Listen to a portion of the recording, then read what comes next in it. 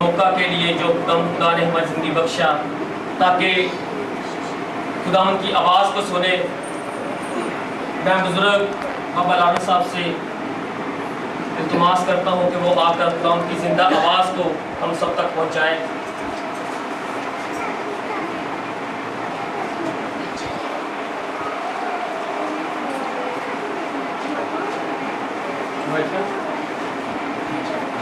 خداوند یسوع کے زندہ اور جلالی اور قدرت والے اور بڑے پیارے نام میں آپ سب کو سلام کہتا ہوں۔ دوسرا میں یہ چاہتا ہوں کہ پچھلی دفعہ ہمارے درمیان جتنے بھی لوگ موجود تھے انہوں نے پچھلے سنڈے کو کیا میسج سنا؟ ہاں جی، کیا سنا تھا؟ دوسرا حصہ یعنی کہ خدا کی بادشاہی کے دو حصے تھے۔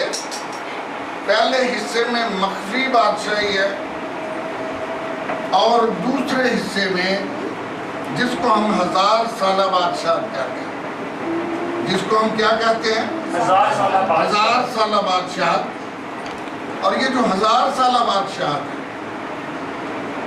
جیسے ہی یہ 1000 سالہ بادشاہ ختم ہوگی، اس کے ختم ہوتے ہی ابلیس کو اتھا گڑھے سے چھوڑ دیا جائے، ابلیس کو اتھا گڑھے سے آزاد کر دیا جائے گا۔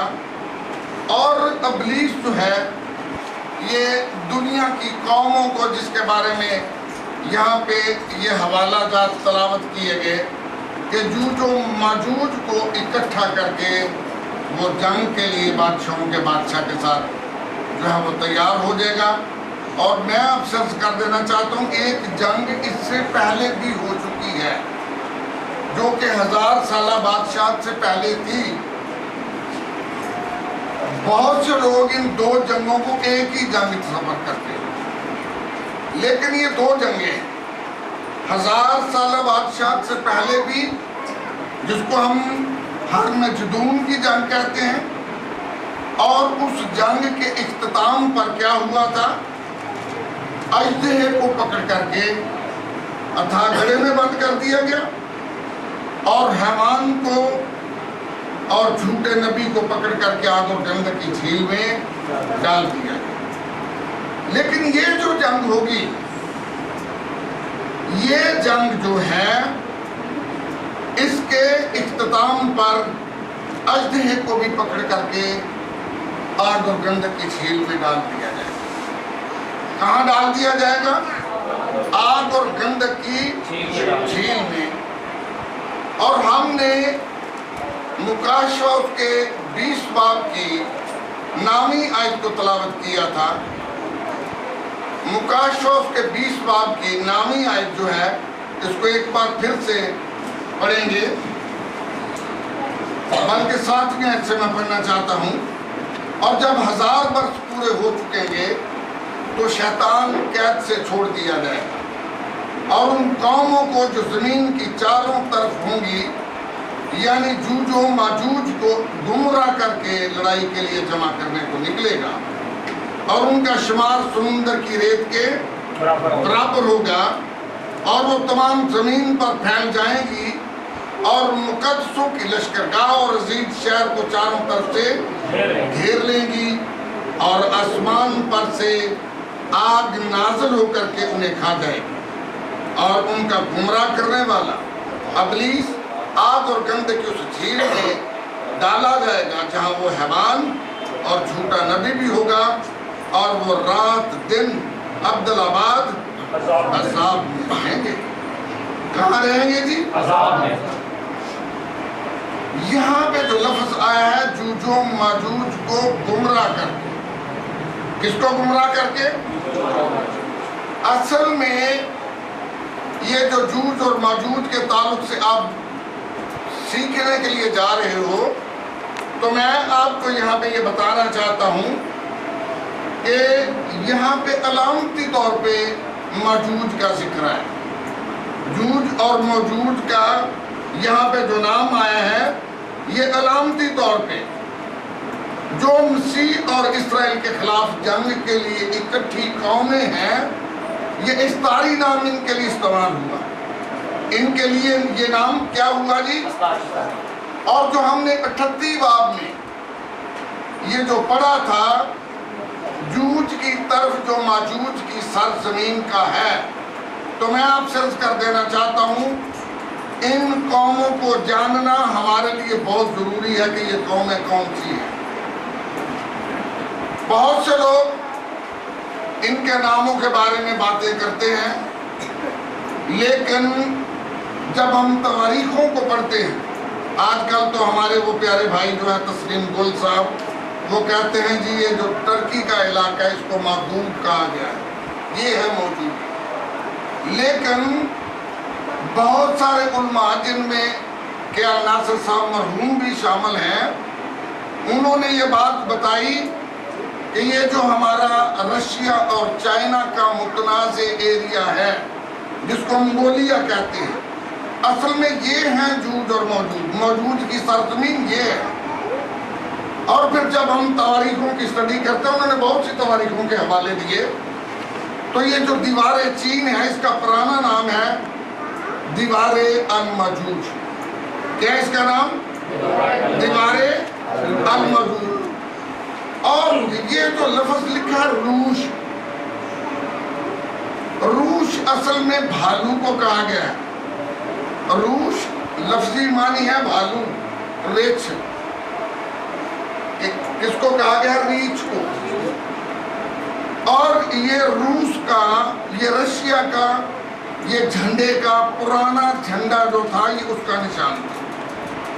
یہ اس کا نشان تھا. بعد میں جب یہ آئے یہ جو سوشلسٹ تھے، تو انہوں نے ایک درانتی اور ہتھوڑا سا بیچ میں رکھ دیا، لیکن اصل میں اس کا پرانا نشان جو تھا یہی تھا. اب جناب کچھ لوگ کہتے ہیں کہ یہ جو مسکو ہے یہ ماسکو ہے، یہ جو توبل ہے یہ تبالک ہے. بہت سی اس کے بارے میں ہمیں تعبیریں ملتی ہیں. اور پھر یہ جس کو پوش کہا گیا ہے، یہ ایتھوپیا، سوڈان اور صومالیہ ہے. اسی طرح سفوت جو ہے یہ لیبیا ہے. اشکرات جو ہے یہ آسٹریا اور جرمنی ہے. جمر جو ہے یہ مشرقی یورپ ہے. تجرما جو ہے جنوب مشرقی یورپ ہے. تو میں جب ان ساری باتوں کو پڑھتا ہوں، یہ جو فارس کی جب بات آتی ہے، فارس، تو فارس جو ہے اس میں ایران ہے، اس میں عراق ہے، اور اس میں افغانستان بھی شامل تھا. اس میں افغانستان بھی، یعنی کہ یورپی اور اسلامی ممالک کے اتحاد کی یہاں پہ بات ہو رہی ہے. یہاں پہ کس کی بات ہو رہی ہے؟ یورپی اور اسلامی ملکوں کے اتحاد کی. جو جنگ 1000 سال بادشاہی سے پہلے لڑی گئی تھی، وہاں پہ فوجوں کی تعداد 20 کروڑ میں نے بتائی تھی. کتنی بتائی تھی؟ 20 کروڑ بتائی تھی. لیکن یہاں پہ تعداد نہیں ہے. یہاں پہ تو دنیا کی ساری قومیں اکٹھی ہو کر کے اسرائیل کے خلاف آئی. یہاں پہ اس کا شمار درج نہیں، یہاں پہ اس کا شمار درج نہیں ہے.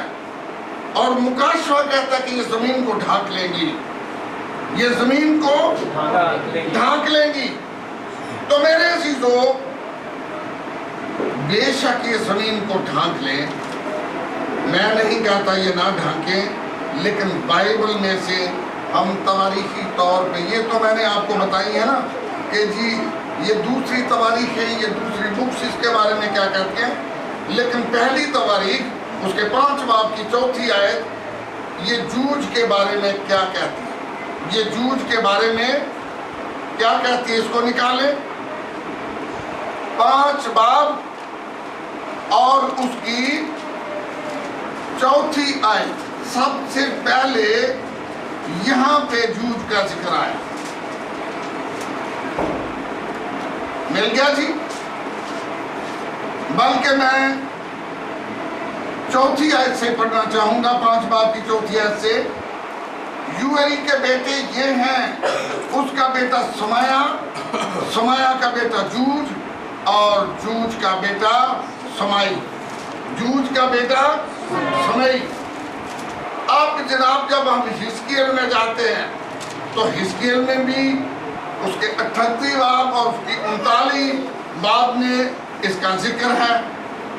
मुकाशवा 20 की 8 में भी इसका जिक्र है। फिर माजूज के बारे में वहां पे तो लिखा है जूज की तरफ जो माजूज की सरजमीन का है। तो असल में ये माजूज जो सरजमीन है ये क्या है? जब हम पैदाइश उसके 10 बाब की पहली आयत से पढ़ते हैं तो नूह के ताल्लुक से यहाँ पे जिक्र इसको पढ़ेंगे। नूह के बेटों सेम, हाम और याफत की औलाद ये है। तूफान के बाद उनके यहाँ बेटे पैदा हुए और बनी याफत ये हैं जुमर और माजूज और मादी और यावान और तूबल और मस्क और तेरास। यानी कि ये माजूज जो है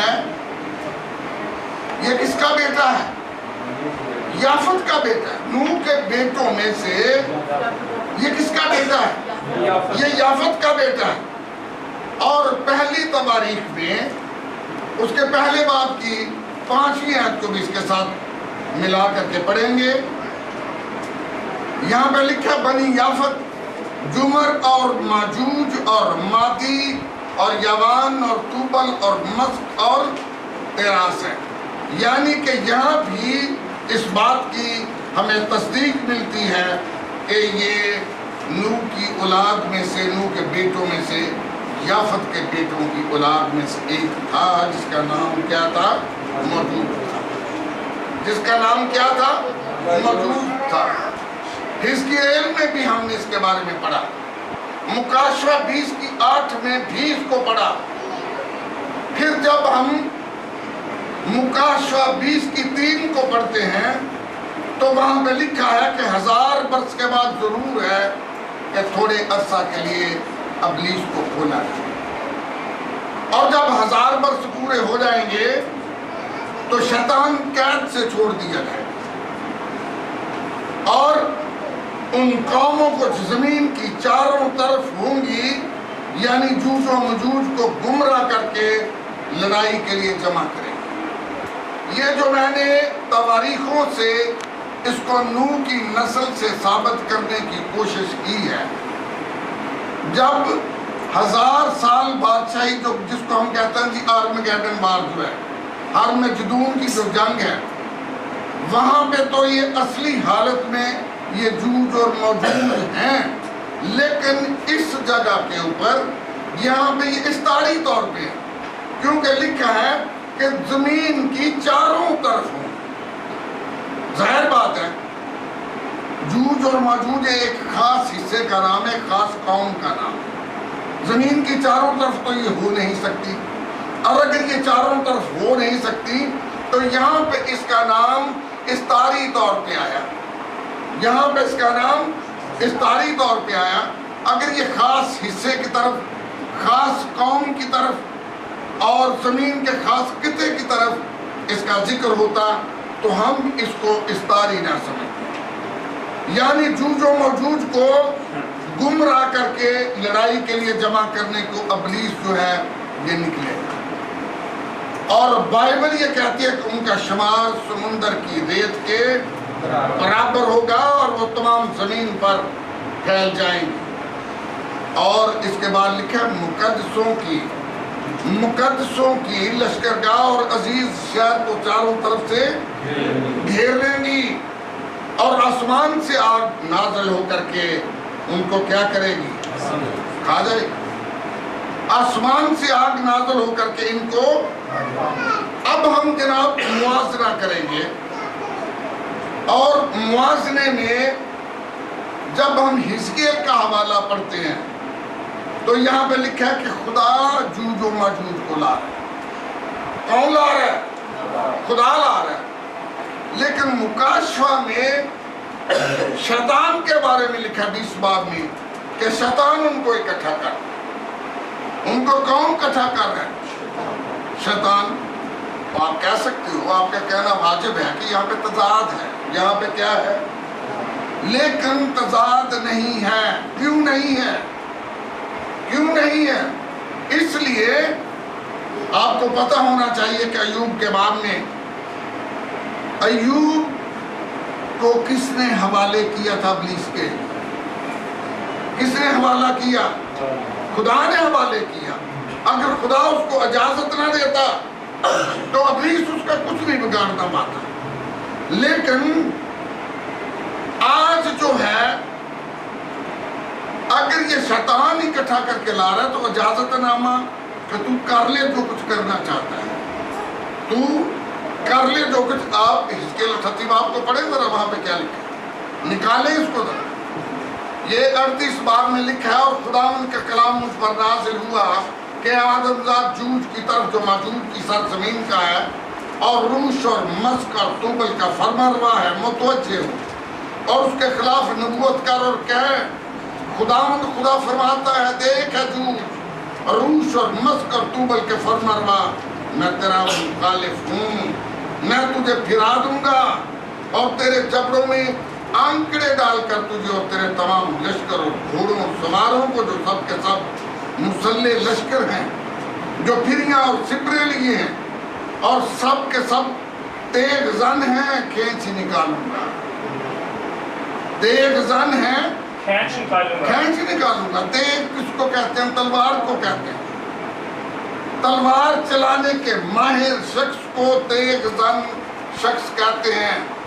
تو بات یہ ہے کہ وہ کہتے ہیں کہ میں تمام کو کھینچ نکالوں گا، اور ان کے ساتھ فارس، ان کے ساتھ اور کوش، جس کے بارے میں نے بتایا، ایتھوپیا، سوڈان اور صومالیہ،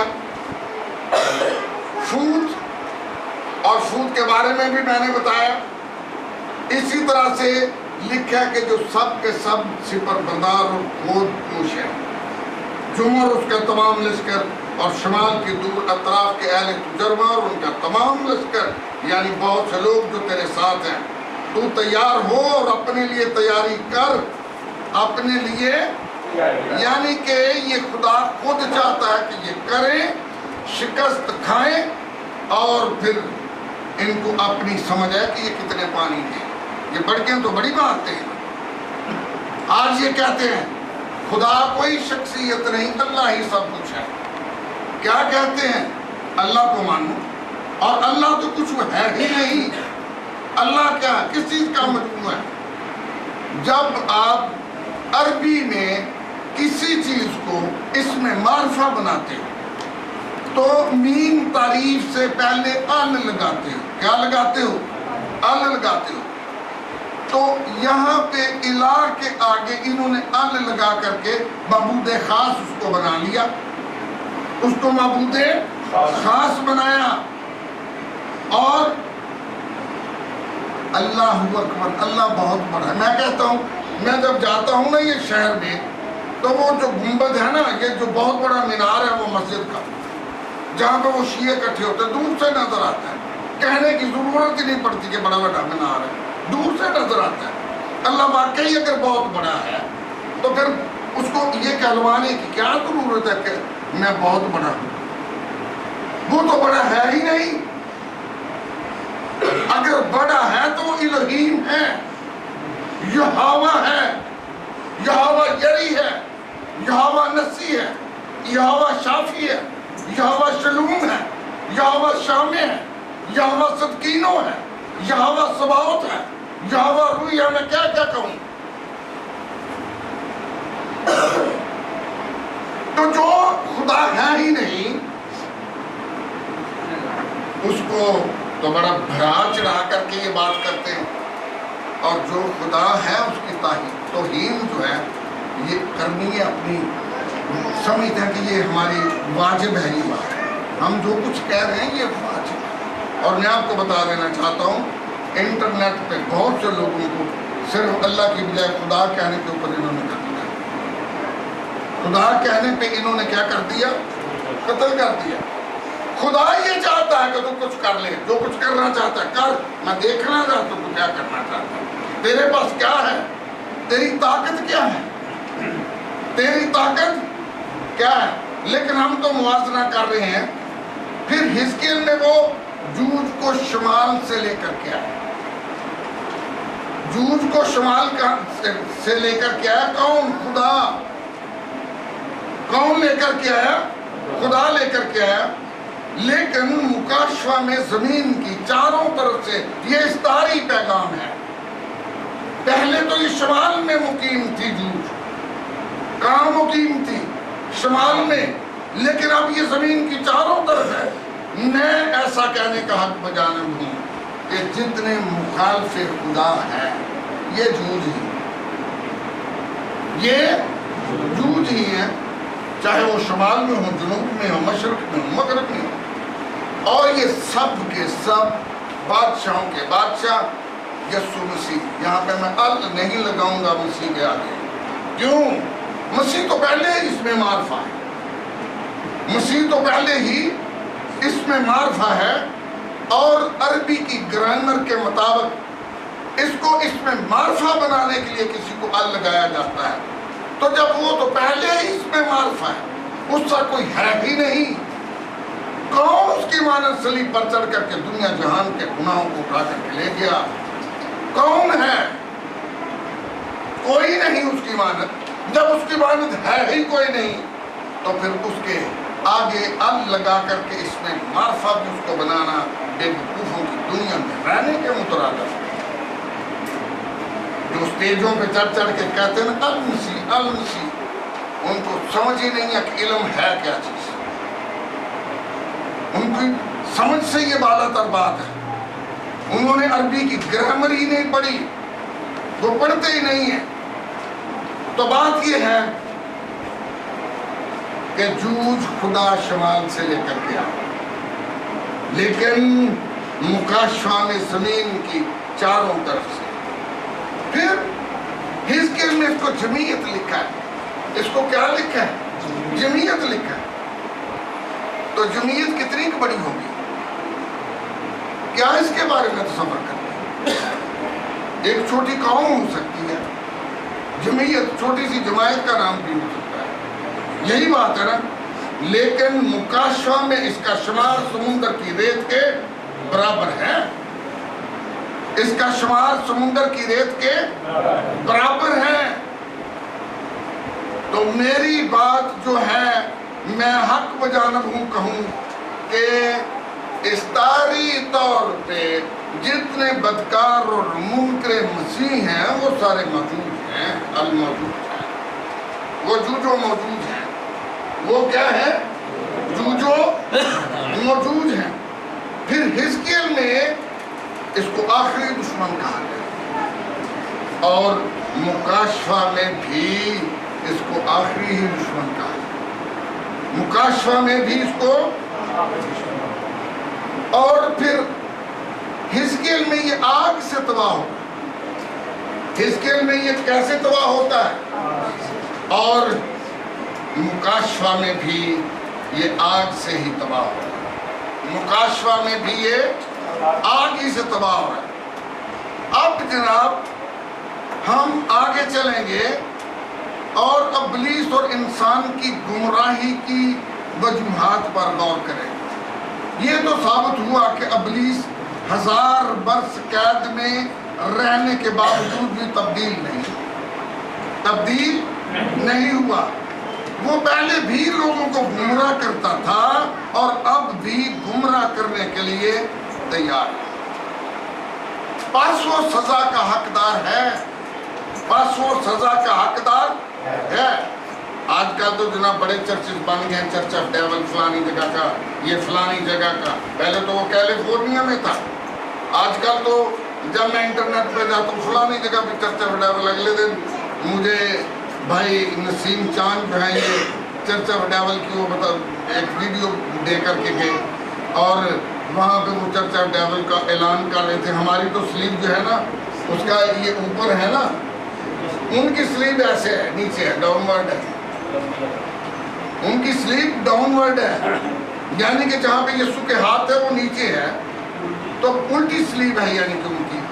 تو بات یہ ہے اپنے چرچ میں کھڑا ہو کر کے آدم کو تو اس نے توبہ کی توفیق بخش دی، اسے موقع دیا. مینو نہیں دوں گا، مینو. اور یہ جھوٹ بولتا ہے. یہ کیا کرتا ہے؟ جھوٹ بولتا ہے. جب آپ یسایہ کو اور حزقیل کو اسٹڈی کرتے ہیں تو اس میں اس کو توبہ کی توفیق دینے کے لیے موقع دیا گیا، لیکن اس نے بجائے اس کے کہ وہ توبہ کرتا اور اپنے گناہ کو چھوڑتا، اس نے اپنے ساتھی لوگوں کو جتنے اس کے ماتحت تھے فرشتے ان کو اپنے ساتھ ملا کر کے اس نے بغاوت کر دی، جس کی وجہ سے خدا نے میکائیل کو مجبوراً حکم دیا کہ افواج کے ذریعے اس کو نیچے پھینک دے. اس کو کیا کر؟ نیچے پھینک دے، یہ اوپر رہنے کے قابل نہیں ہے. تو یہ میری باتوں کو سن لو. یہ جو جنگ ہے نا، یہ چھوٹی جنگ نہیں ہے. جنگ اصل میں دو پارٹیوں، ملکوں، فریقوں کے درمیان جو لڑائی ہوتی ہے اس کو جنگ ہے. اور جنگ کی بھی قسمیں ہیں. پہلی عام جنگ ہے جو روایتی ہتھیاروں کے ساتھ لڑی جاتی ہے، اور دوسری جنگ یہ جو گوریلا جنگ ہے، اور جس طرح تو دہشت گرد نے گوریلا جنگ لڑ رہے ہیں، یہ گوریلا جنگ ہے. یہ جنگ جو ہے جب عام روایتی جنگ کو جاری نہ رکھا جا سکے اور شکست کا خوف ہو تو پھر مختلف ٹولیوں میں بٹ کر کے کسی ایک شخص کی رہنمائی میں یہ جنگ لڑی جاتی ہے، جب تک کہ آخری جنگجو جو ہے مخالف فوج کا وہ تباہ نہ. تو میں آپ سے عرض کرنا چاہتا ہوں یہی حال ابلیس اور خدا کی جنگ کا ہے. پہلی جنگ جو ہے آسمان پر خدا اور ابلیس کے درمیان لڑی گئی. جنگ کا شروع بھی آسمان سے ہوا، جنگ کا شروع بھی آسمان سے ہوا، اور اس جنگ میں اس کو تیسرے آسمان سے نیچے گرا دیا گیا. ابلیس کو شکست ہوئی، مگر اس نے شکست تسلیم نہیں کی. ابلیس کے تعلق سے جب ہم یسایہ 14 باب کو پڑھتے ہیں تو وہاں پہ انگلش کی بائبل اس کو لوسیفر کہتی ہے، اردو میں اس کو صبح کا روشن ستارہ کہا گیا ہے، اور بعض علماء کہتے ہیں کہ لوسیفر کے لفظی معنی ہے بہت بڑا موسیقار یا روشنی پھیلانے والا. اور یہی وجہ ہے کہ جب ہم ایوب کی کتاب کو پڑھتے ہیں تو جب صبح کے ستارے مل کر کے گاتے تھے اور خدا کے سب بیٹے خوشی سے للکارتے تھے، تو یہ صبح کے ستارے کون تھے؟ یہ صبح کے ستارے جو اس کی پارٹی میں موجود تھے، جو کہ خدا کی پرستش کرتے تھے، یہ اس کی ستائش کرنے والے فرشتے تھے. جب خدا نے آسمانی لشکر کو بنایا تو 3 مقرر فرشتے بنائے، ایک میکائیل، جبرائیل اور حیلیل. یہ ہے حیلیل جس کا نام تم لوسیفر جانتے ہو. اور حیلیل جو ہے اس کی ڈیوٹی تھی کہ خدا کے تخت کے اوپر یہ سایہ بھی کرے. یہ اس کی پرستش میں، اس کی ستائش میں اس کی پارٹی جو تھی یہ گاتی بھی تھی.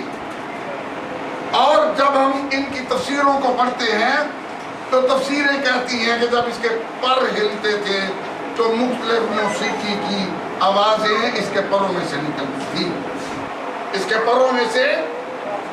اور یہی وہ ستارے ہیں جو کہ زمین پر گرا دیے کہ انہی کے بارے میں عبرانی جو ہے ان کو نفلیم کہتی ہے، جو کہ اپنے آپ کو خدا کے بیٹے بھی کہلاتے تھے. تو میں آپ سے عرض کر دینا چاہتا ہوں میرا مضمون ان کے بارے میں نہیں ہے، بلکہ میرا مضمون جنگ ہے.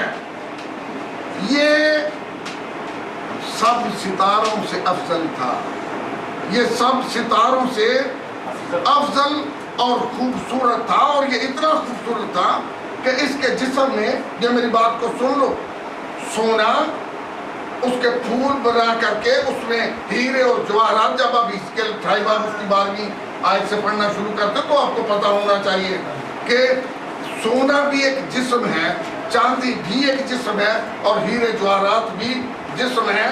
اور ظاہر بات ہے کہ یہ بھی جسم ہی تھا. وہ کہ یہ فرشتہ تھا لیکن یہ جسم رکھتا تھا انسانوں کی طرح. یہ جسم رکھتا تھا انسانوں کی طرح, اور یہی وجہ تھی کہ اس کے جسم میں مختلف اجسام جو ہے وہ جڑ کر کے اس کو خوبصورت بنایا گیا.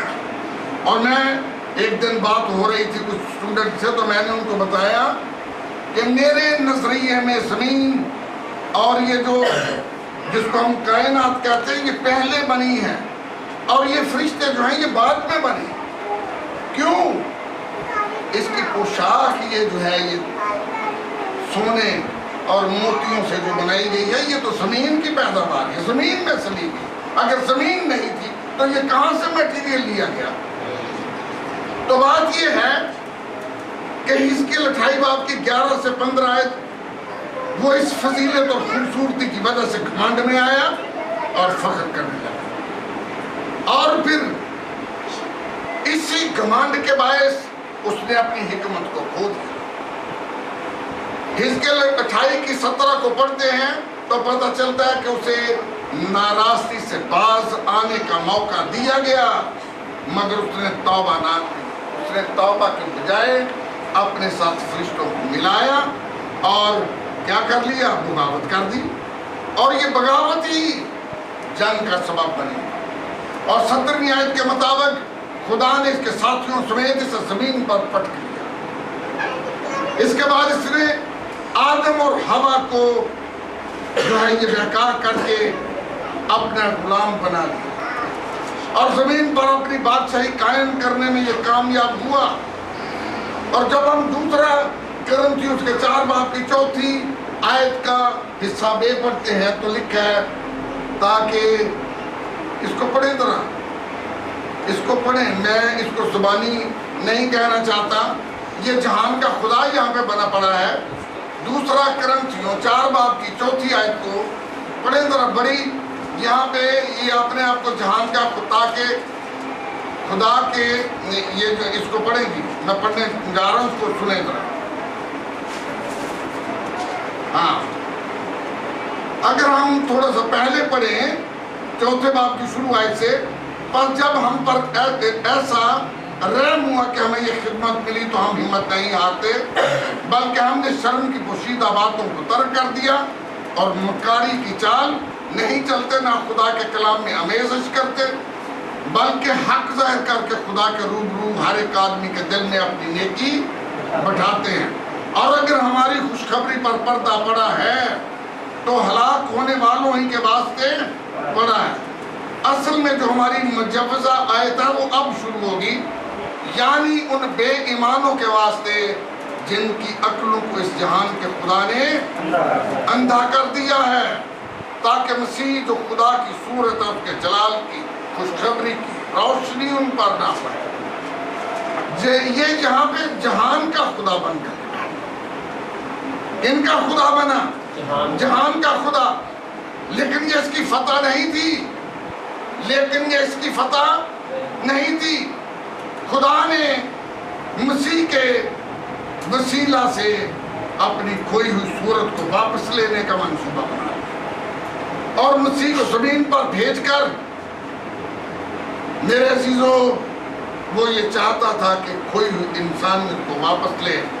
لیکن اسی لمحے جب اسے یہ پتہ چلا تو اس جنگ میں تیزی آ گئی, اس جنگ میں تیزی آ گئی, اور یہ ابلیس ہیرودیس میں سمایا, اور یسوع کو قتل کرنے کے لیے اس نے اس کے دل میں ایک عجیب منصوبہ ڈالا کہ بچوں کو قتل کر دیا جائے جو 2 سال اس سے چھوٹی عمر کے تھے.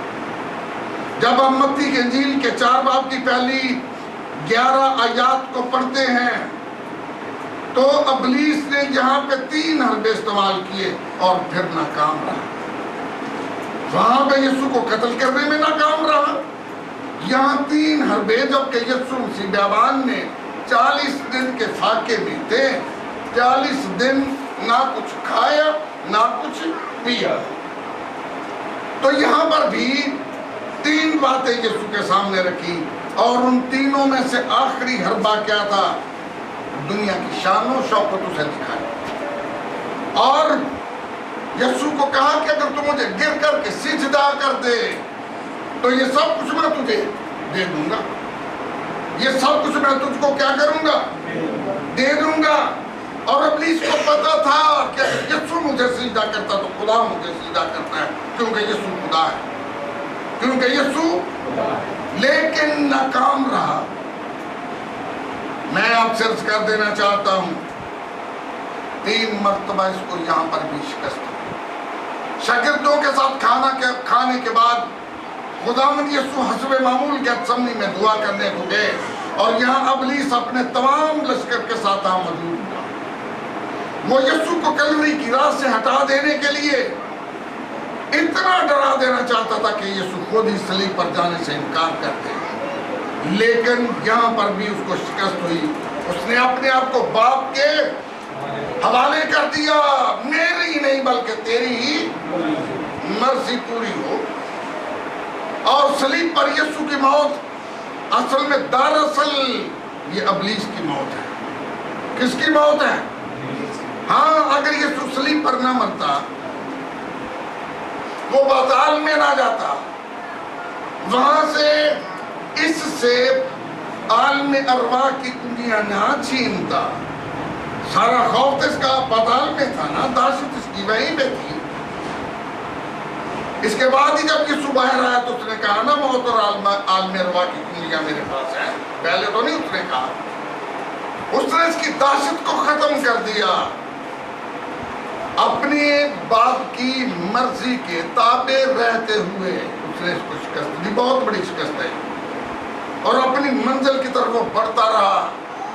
یہ میری بات کو سن لو، مکاشفہ پہلے باب کی 18ویں آیت میں جب ہم جاتے ہیں اور دیکھتے ہیں تو وہاں موت اور عالم ارواح کو بھی یسوع نے فتح کر دیا، موت اور عالم ارواح کو بھی یسوع نے، اور یہ جو ہیڈ کوارٹر تھا ابلیس کا تباہ ہو گیا۔ ابلیس تو یہ چاہتا تھا کہ وہ قبر سے نکلنے ہی نہ پائے، بڑی موریں لگاتا ہے ٹھپ ٹھپ موریں لگ رہی، لیکن کیا وہ یسوع کو قبر میں رکھ سکے؟ نہیں رکھ سکے۔ میں آپ سے عرض کرنا چاہتا ہوں، موت اور عالم ارواح کی کنجیاں بھی اس نے چھین لی، اور اس موقع پر مسیح نے شیطان کی کمر توڑ دی، شیطان کی، کیونکہ یہ ابلیس کی سب سے بڑی شکست تھی، اور ابلیس کا ہیڈ کوارٹر جس میں اس کی ساری دہشت پنہاں تھی وہ تباہ ہو گئی۔ ہاللویا۔ مگر ابھی انجام ہونے والا ہے۔ مکاشفہ 19 اس کے 11 سے 19 آیت میں ایک اور جنگ ہوئی۔ یسوع مسیح خود سفید گھوڑے پر سوار آسمانی فوجوں کے ہمراہ ابلیس سے جنگ کرتا ہوا ہمیں نظر آتا ہے۔ حیوان اور جھوٹے نبی کو گرفتار کر کے آگ اور گندھک کی جھیل میں ڈالتا، اور اس کے بعد مکاشفہ 20 باب کی پہلی آیت کو پڑھیں تو ابلیس کو ایک فرشتہ زنجیر سے باندھ کر کے اتھاگڑے میں بند کر، اور اتھاگڑے میں سے جب یہ کھولا گیا 1000 برس کے بعد، تو یہ ہے آج کا ہمارا مضمون۔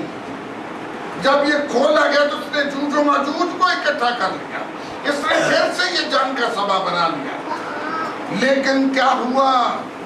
آسمان سے آگ نازل ہو کر کے اس نے اس کی فوجوں کو بھسم کر دیا، اور اس کو حیوان اور جھوٹے نبی کے ساتھ آگ اور گندھک کی جھیل میں ڈال دیا گیا۔ اس کے بعد موت اور عالم ارواح وہ بھی ڈال دیے، وہ بھی آگ اور گندھک کی جھیل میں ڈال دیے جائیں گے۔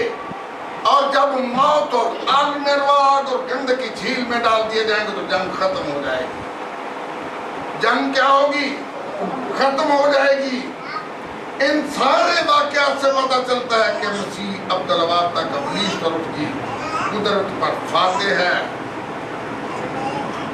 مسیح ابلیس اور اس کی قدرت پر کیا ہے؟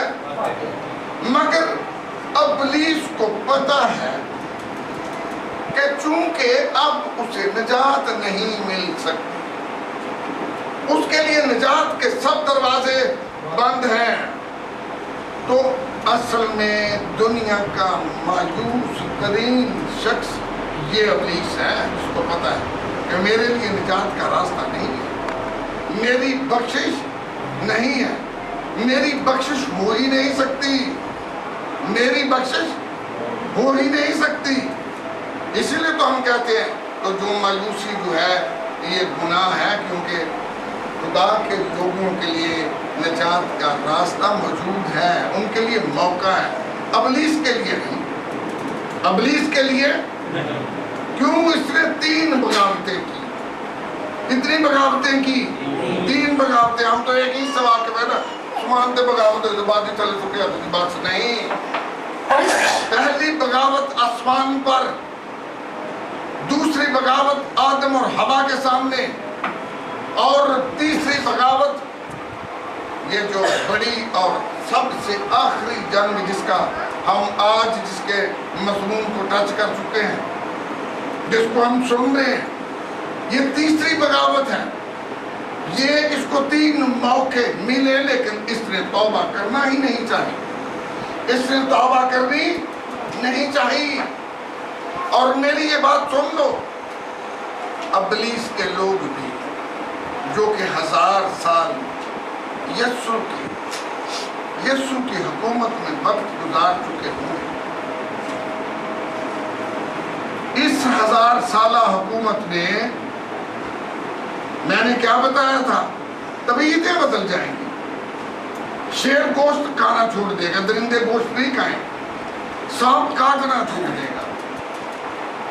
یہ جو بھیڑ ہے اور یہ جو بھیڑیا ہے ایک ہی گھاٹ کے اوپر پانی پیئیں گے، جو بچہ پیدا ہوگا اس کی عمر 100 سال کے قریب ہوگی، پہلے نہیں مرے گا، چھوٹی عمر میں نہیں مرے گا، یعنی کہ سب کچھ بدل جائے گا، بالکل ایسے ہی جیسے عدن میں آدم اور حوا کے ساتھ یہ درندوں کا میل جول تھا لیکن انہیں نقصان نہیں پہنچا۔ اسی طرح سے یسوع کی 1000 سالہ بادشاہ سمجھے کہ عدن دوبارہ سے وجود میں آ گیا، عدن دوبارہ سے وجود میں آ جائے گا، اور میں کہتا ہوں کہ عدن میں رہنے والے 1000 سال کے لوگ بڑے افسوسناک یہ مرحلہ ہے کہ پھر سے وہ ابلیس کے جناب الحکم نامے کو سن کر کے اس کی مدد کے لیے تیار ہو جائیں گے اور بادشاہوں کی بادشاہ یسوع سے لڑنے کے لیے آ جائیں گے، لیکن آسمان کی آگ سے بھسم ہو جائیں گے، آسمان کی آگ سے بھسم ہو جائیں گے۔ ہم میں سے کتنے ہیں جو یہ چاہتے ہیں کہ ہم اس وقت کے لوگوں کے ہمراہ یسوع کے مخالف ہو کر کے آسمان کی آگ سے بھسم؟ کوئی نہیں چاہتا نا، کوئی نہیں چاہتا۔ اور اگر نہیں چاہتے تو پھر میں یہ عرض کر دینا چاہتا ہوں کہ ان حالات سے بچنے کے لیے اپنے اندر یسوع اس کی بادشاہی کو قائم کر لیں، اس کی بادشاہی کو قائم کر لیں اور اس کے لوگ بن جائیں، صحیح طور سے توبہ کریں، ان پینٹیکاسٹل لوگوں کی طرح نہیں جنہوں نے دھوکہ دینا اپنا فرض اولین سمجھا، جنہوں نے زناکاری بھی کر لیتے ہیں اور کہتے ہیں خدا معاف کر دیتا ہے۔ میں کہتا ہوں کہ خدا ایسے لوگوں کو نہیں معاف کرے گا۔ بڑا جناب یہ لگاتے ہو نا یہ فتوے بازو بڑے فتوے لگاتے ہو، قتل قانون نہیں بھی بچن دینا خدا جنت چ بڑھن ہی نہیں دے، وہ تو پینٹیکاسٹل کھلوتے ہو کے ڈنڈا لے ہیں، یو پی والے نے نہیں جانا اور صحیح جانا ہے، چاچے لا کے جو وہاں جانا ہے، جو بدکاری ہے پینٹیکاسٹل کر رہے ہیں آج، غلط کام کرنے کے بعد کہتا ہے مجھے روح نے آتا ہے، غلط کام کرنے کے بعد کہتا ہے مجھے کس نے کہا، الزام کس کے اوپر لگا رہا ہے تو روح کے اوپر الزام لگا رہا ہے، اور یہ بتاؤ مجھے شہد کی بوتل لے کر کے اس میں زہر بھر دیا جائے کوبرے کا زہر بھی اسی طرح سے لیسدار اور میٹھا ہوتا ہے جس طرح سے شہد لیسدار اور میٹھا ہوتا ہے. تو مجھے یہ بتاؤ اوپر تو لیبل لگا ہے شہد کا, کیا وہ کوبرے کا زہر اس بوتل میں جا کر کے شہد بن جائے گا؟ اور اگر پینٹیکاسٹلزم کا بورڈ لگا کر کے بدکاری کو رکھنا ہے اندر, بچ جاؤ گے. بڑے پینٹیکار کھلوندن کی غیر زبان میں کی تمینا, لیکن بدی کرتے وقت, بے ایمانی کرتے وقت کچھ پرواہ نہیں, کسی بات کو حساب میں نہیں لاتے. مجھے یہ بتاؤ وہ تو بات اور ہوگی.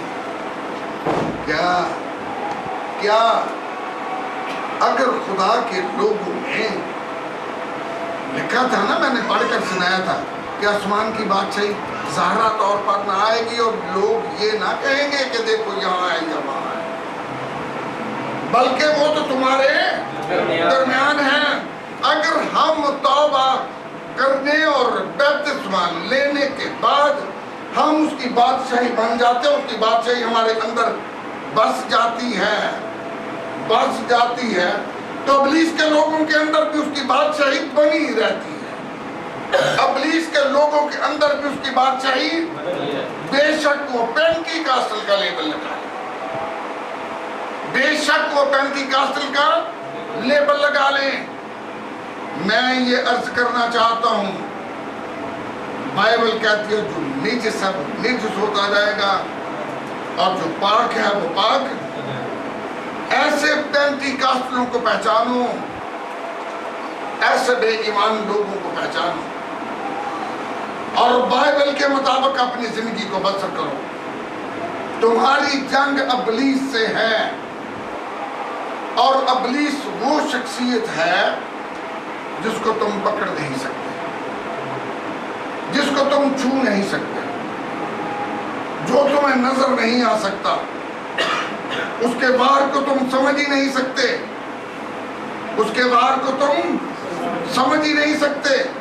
لیکن بائبل کے مطابق خدا کے تابع ہو جاؤ اور ابلیس کا مقابلہ کرو تو وہ تم سے بھاگ جائے گا, وہ تم سے. اور یسوع کا یہ وعدہ ہے کہ میں ابلیس کو تمہارے پاؤں سے جلد کچلوا دوں گا, جلد کچلوا دوں گا. کہاں یہ خاک کے پتلے, یہ مادی جسم رکھنے والے, یہ مادی جسم, اور کہاں ابلیس جو چھوا نہیں جا سکتا, جو پکڑا نہیں جا سکتا, جس کو دیکھا نہیں جا سکتا. بہت چال باز ہیں, بہت چال باز ہیں, اور خدا کے تابع ہونے سے ہم اسے شکست دے سکتے ہیں, ہم اسے شکست دے سکتے ہیں. تو میں آج منت کرتا ہوں, خدا کے تابع ہو جاؤ اور ابلیس کا مقابلہ کرو تو وہ تم سے بھاگ جائے گا. تو چاہتے ہو کہ ابلیس تم سے بھاگ جائے؟